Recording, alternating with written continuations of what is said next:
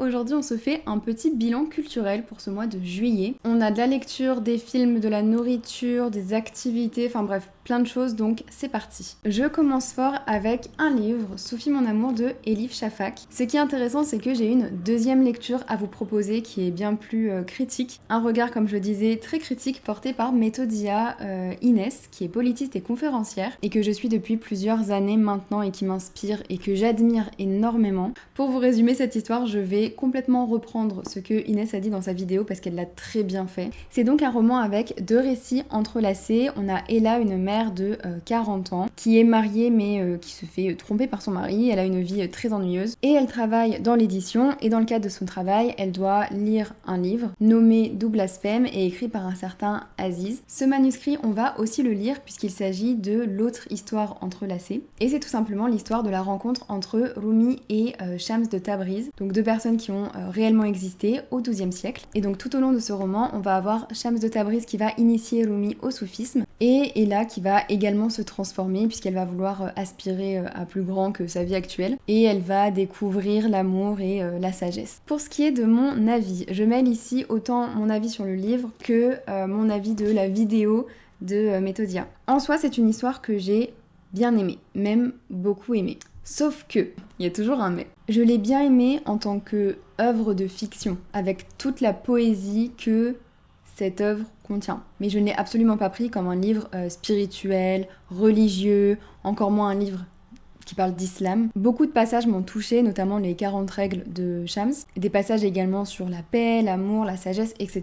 Ça, c'est vraiment quelque chose qui m'a touchée, qui m'a fait réfléchir. J'ai bien aimé aussi le fait qu'il y ait deux histoires entrelacées, que ça se passe à deux époques très différentes et que les deux se rejoignent, puisque finalement, ce que Ella vit, c'est ce que beaucoup de lecteurs vivent, dans le sens où quand on lit un livre, souvent, il est amené à nous faire réfléchir et à nous faire grandir, à nous faire mûrir. Et donc j'ai bien aimé cet aspect-là, on va dire d'un point de vue littéraire, stylistique. Je vais pas répéter tout ce qu'a dit Methodia parce que elle l'a dit très bien, parfaitement dans sa vidéo. Donc vraiment, je vous laisse aller voir cette vidéo. Et d'ailleurs, merci à la personne... Je vais arrêter de triturer ce livre là. Et d'ailleurs, merci à la personne qui m'a conseillé cette vidéo. Quand je dis que ce n'est pas un livre qui parle d'islam, c'est tout simplement parce que il y a un total abandon du dogme. On est vraiment sur une vision très édulcorée de ce qui peut être la religion. Et surtout, c'est vrai que quand on prend du recul, qu'on observe vraiment les sujets qui sont amenés par l'auteur, et même ce que l'auteur dit elle-même de son livre et de ce qu'elle pense même de la religion en général, on se rend compte que ce livre sert un but beaucoup moins noble que ce qu'on pouvait le penser, que ce qu'on pourrait le penser. Donc je suis honnêtement contente de l'avoir lu, puisqu'il m'a fait quand même réfléchir sur plein de choses, plein de sujets. Mais, et c'est ce que j'expliquais sur Instagram, je pense qu'il faut être un lecteur averti, que finalement vous soyez musulman ou non. Prenez la poésie et les réflexions qui vous conviennent, mais en même temps prenez de la hauteur et prenez du recul. On passe ensuite à la dernière série que j'ai regardée, qui est Maxton Hall, Le monde qui nous sépare, si je me trompe pas. C'est une série allemande. Pour vous résumer un peu l'intrigue, c'est donc on a deux protagonistes.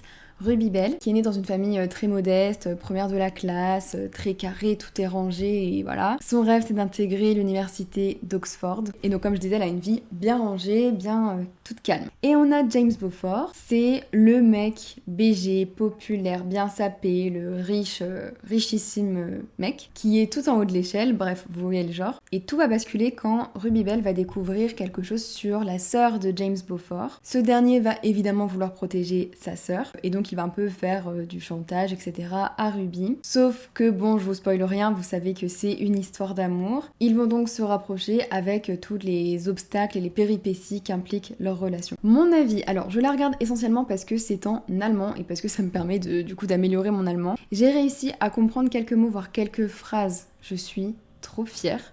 L'histoire reste sympa, c'est disons, oui, c'est une série d'ados, on va dire, sans prise de tête. Par contre, la Ruby qui fait que de pleurer, je n'en pouvais plus. Les premiers épisodes, elle a les larmes aux yeux sur chaque plan. C'est insupportable, on sait même pas pourquoi elle pleure. Et puis il y a certains plans, vraiment, ça m'a un peu crispée. Quand ils sont en haut des escaliers, enfin que elle est en haut des escaliers, que lui il arrive en bas et qu'il se regarde, enfin... Mais bref... Tout pour apprendre l'allemand. Un détail par contre que j'ai mis du temps à capter, et même aujourd'hui je sais pas, je comprends pas, c'est que donc ils parlent allemand dans la série, c'est une série allemande, sauf qu'ils veulent faire genre que ça se passe en Angleterre. C'est-à-dire que donc à la maison, à l'école, dans la rue, ça parle allemand. La plupart des scènes, à ce que j'ai lu, sont filmées en Allemagne, mais Ils veulent faire comme si ça se passait en Angleterre. Du coup, c'est vrai que ça m'a un peu perturbée. Et par rapport au lieu de tournage, petit fun fact, on va dire. Pour ce qui est de l'école de Maxton Hall, ça a été filmé au château de Marienburg. Schloss Marienburg. Désolé mon accent. Ce château est à Hanovre en Allemagne, il a été construit au 19e siècle et c'était un cadeau d'anniversaire du roi George V de Hanovre à sa femme, Marie de... je regarde mes notes... Saxe-Altenburg. Alors maintenant, j'en attends pas moins de mon mari. Un château, minimum, chaque anniversaire. D'après le site officiel, c'est un château qui a été pensé pour être une résidence d'été, d'où le fait qu'il fasse très château de princesse avec des belles tours en haut d'une colline et qui fasse très romantique. C'était pour la reine Marie, son Eldorado, apparemment elle l'appelait comme ça. Sauf qu'en 1867, le royaume de Hanovre a perdu la guerre contre les Prusses. Et malheureusement, le château n'était toujours pas fini, la famille a dû s'exiler et ils n'y sont plus jamais retournés. Et je trouve ça trop triste. En tout cas, c'est un très beau château. On passe au podcast avec Slow German Podcast for Beginners, A1, B1. C'est sur Spotify. J'ai écouté l'épisode 1, je l'ai écouté environ 3-4 fois. J'ai compris 90 voire... Allez, 100% en vrai du podcast. Ça me fait rire parce que sur Instagram, je parlais de 80-85% et puis là, j'augmente petit à petit. Mais pour le premier épisode, ça reste assez basique puisqu'il se présente, il parle de son âge, d'où il vient, d'où il habite, etc. Ses études, ses hobbies, donc c'est vraiment très facile à comprendre. Enfin, du moins quand on est initié. Par contre, le chapitre 2, je n'ai rien compris. Il parle de son appartement et aucune idée de ce qu'il dit. Je l'ai écouté 3-4 fois aussi, mais en tout cas, c'est un super podcast pour les grands débutants. Il y a quelques semaines maintenant, je suis allée dans un café thaï. C'était délicieux. C'est au centre de Dijon, ça s'appelle Thai Mom & Co. Je sais pas si c'est une chaîne et s'il y en a plusieurs en France. En tout cas, il y avait plein de spécialités thaï, dont le pudding au pandan. Pas du tout. Pandan.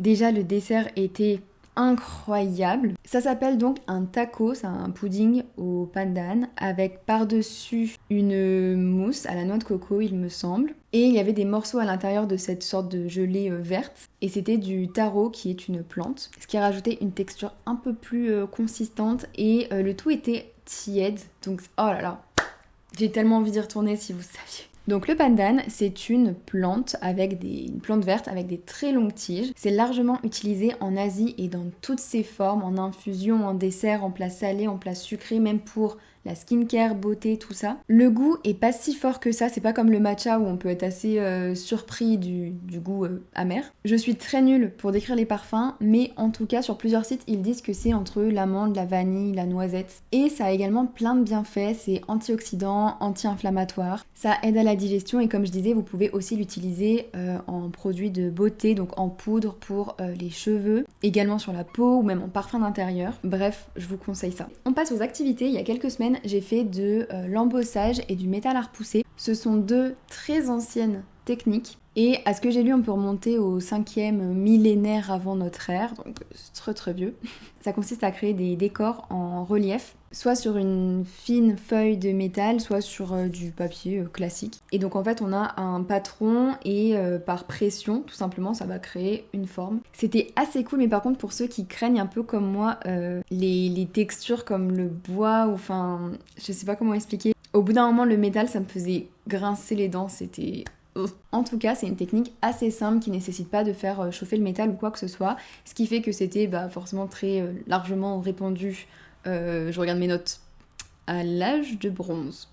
Je suis pas super calée, mais c'était les dinandiers, donc les artisans spécialisés dans le travail du cuivre et de l'étain, qui utilisaient cette technique pour façonner des objets, ça pouvait être tout et n'importe quoi, des casques, des boucliers, mais aussi des vases, des chaudrons, etc. Je vous mettrai en photo un masque funéraire qui a été confectionné alors entre 1500 et 1000 avant notre ère, avec donc cette technique-là, et qui est conservé au musée d'archéologie d'Athènes. Et il y a également une copie au musée d'archéologie nationale vers Paris. Toujours pour les activités, je suis allée à Besançon pour une journée avec une copine et on a fait pas mal de choses, notamment visiter la citadelle de Besançon. On est allé à la maison natale de Victor Hugo et par rapport à ça, il faut bien, si vous comptiez y aller un jour, comment dire, c'est pas une reproduction de la maison d'enfance de Victor Hugo. Vous allez pas voir, je sais pas, les chaussons qu'il utilisait ou les draps dans lesquels il se couchait.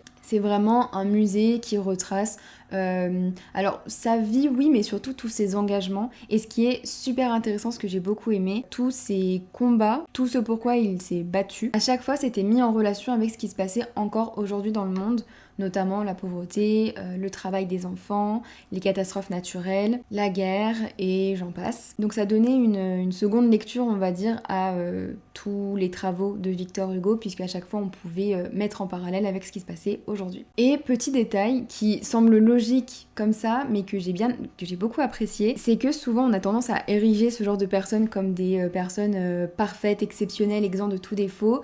Là, ils l'ont précisé plusieurs fois. C'est pas le cas. Victor Hugo aussi, malgré toutes les bonnes choses qu'il a faites, eh bien il avait aussi des contradictions et il n'était pas parfait sur tous les points. Et c'est bête, mais c'est un détail que j'ai bien aimé de rappeler que voilà, ils sont humains, ça, ils ont été extraordinaires, mais c'était pas non plus des héros parfaits et wow.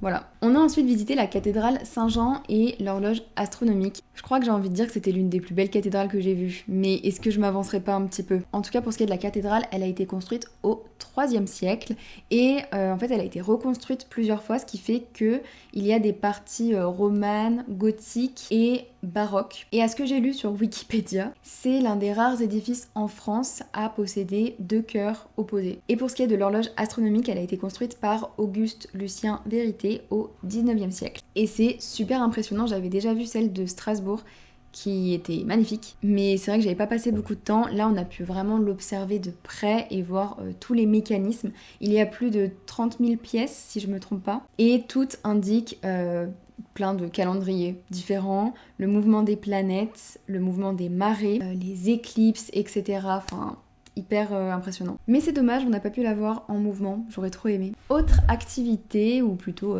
autre événement, la SAB, donc la Société Astronomique de Bourgogne, organise très régulièrement des événements, et la fois où j'y suis allée, d'ailleurs ce sera dans le vlog de juillet, il y avait l'observation de la pleine lune. C'était trop bien. Donc la SAB, c'est une asso qui existe depuis 1975 et qui a à cœur de faire découvrir ce monde-là de l'astronomie à tous ceux qui s'y intéressent. Si vous êtes sur Dijon, sachez qu'il y a tous les mois déjà des conférences à l'université et également il y a très régulièrement des événements comme là l'observation de la pleine lune, mais aussi l'observation d'éclipses, d'étoiles filantes, etc.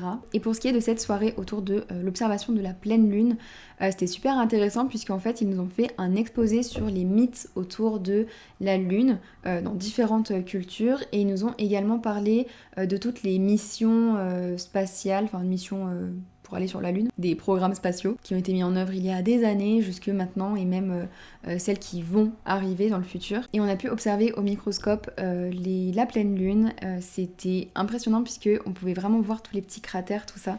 C'était trop beau. Et en plus, je suppose que c'était les adhérents de l'asso qui avaient, qui avaient leur gros télescope. Ils étaient tellement gentils et tellement contents de nous expliquer, de nous apprendre plein de choses. Ah oui, on a aussi eu des explications sur les constellations, tout ça. J'ai appris que le W qu'on voit dans le ciel, c'est la constellation Cassiopée. On a également le triangle d'été, et en fait, le triangle d'été, c'est formé donc par 3 étoiles qui font en fait partie de 3 constellations différentes, dont la lyre, une qui représente une lyre, l'autre un aigle, et l'autre... Ah voilà, lyre, aigle et cygne.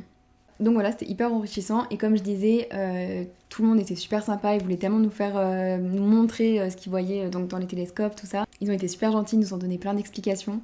C'était très cool. Et enfin, réseaux sociaux, on part sur, j'allais dire YouTube, mais aussi Instagram. J'ai découvert il y a 2 semaines environ Carolette Martin, qui est donc elle est youtubeuse et elle est sur Instagram également. Je l'ai découvert avec son premier vlog en français, et j'ai continué de la suivre pour améliorer mon espagnol, et j'aime trop, en fait c'est hyper chill ces vlogs, c'est hyper calme et reposant parce qu'elle parle surtout de livres, et donc j'aime beaucoup ses reading vlogs. Elle parle de ses découvertes livresques, ses lectures du moment, elle fait le tour des librairies, donc ouais, c'est super intéressant, j'aime beaucoup, hyper reposant. Et je trouve qu'elle parle pas si vite que ça, surtout que des fois elle alterne entre, donc quand elle parle, et des fois elle va juste ne pas parler mais elle va écrire, donc ça permet de travailler compréhension orale et compréhension écrite. Voilà tout, c'était mon petit bilan culturel du mois de juillet. J'espère que ça vous a intéressé. N'hésitez pas à me faire des retours en commentaire, et n'hésitez pas non plus à me parler de vos découvertes à vous pour ce mois de juillet, et on se retrouve bientôt. Bisous.